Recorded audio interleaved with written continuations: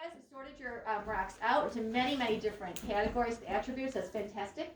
Let's look at the ones you looked at. By sight. What does that mean? Who did sight? What did you mean by that? It's like looking at like the colors. Like ugly, Like ugly, beautiful. Oh, so like an opinion of how it made you feel. Okay, Yeah. interesting. Okay, cool. Color, size, we know about that. Texture, how it feels. What were some of the categories under texture? Yep. rough, chewed, and bumpy. Rusty, Flaky. bumpy. What did anyone do patterns? So Yeah. What were some of the categories for those? I had swole, plain, stripe, dot, line. Okay, liney, stripey, random patterns, spotted. Sure, those all work. We had shininess up here. I want to point out that shininess geologically actually has a more formal name. What is that one? Luster. Luster. So geologists use these special names. Smell. Do you think geologists use smell to identify rocks? Yeah. Sure they do. Yeah. Because what about sulfur? It's a very strong smell, right? So that would be. Smells Some of the metallic minerals, have a smell to them.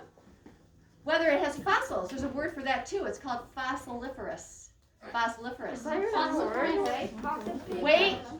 We would actually just density is very important and how sharp it is. Or we go to texture.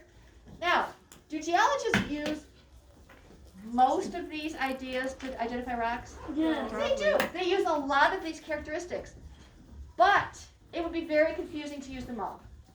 So I think you know that geologists have divided rocks into 3 types. I know that Mr. Parsons taught you this. Sediment. What are the 3 different groups that geologists have sorted rocks into? What's one? Igneous. Igneous is one. So on your paper, please. Oh, it's already there. Never mind. It's on the back. Igneous. And the other types are already there. Metamorphic and sedimentary.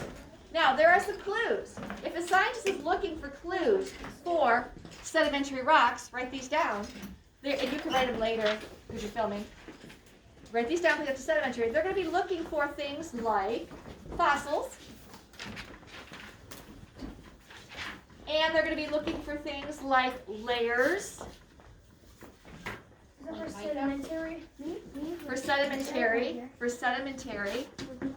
And they're going to be looking for things like whether it's sandy.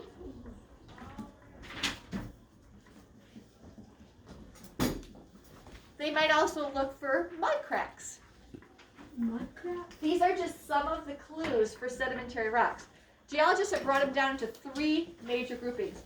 And their groupings are based on how what? What are their 3 groupings based on? They're based on how they were formed. Very good. And we're going to get to more of that in the next few days. So if they're looking at igneous rocks, here are some of the clues they're looking at for igneous rocks. They're looking for bubbles. Looking for bubbles.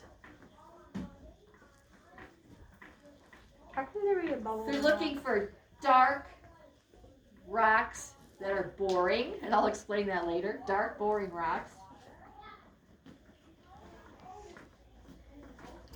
They're looking for shiny rocks. And glassy rocks. And we're going to have all examples of these later on this week as we go into more formal rock identification.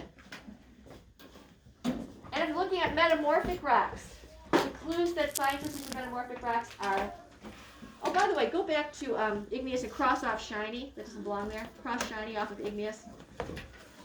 That should go under metamorphic, but shiny under metamorphic. And they're looking for banding. Banding. Igneous. And I'll explain more on what banding is in the next couple of days. This is under metamorphic.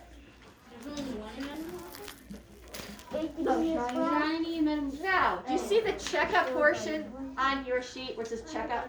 Yeah. I want to see if you really understood the lab that we did. And we're going to transfer our knowledge to a flower. So your checkup is, let's say we have a whole bunch of different flowers here. What is one way you could classify the flowers? Please write it in the big square next to checkup. What is one way you could classify the flowers? Just one giant way. Let's see, what do you have, Pete? By color. Where's something else? Yep. Smell. By the smell. What do you have? By its smell. So color and smell. Now, Next to your main category or your main classification scheme, please list a few of the attributes. If you have color, what are some color choices you might have there? If you have smell, what are some smell choices you might have there? Write those down, please. And that is as far as we're going to take this lab today, home kids. I'd like you to submit your sheet for me so I can see that you did it. And toodaloo.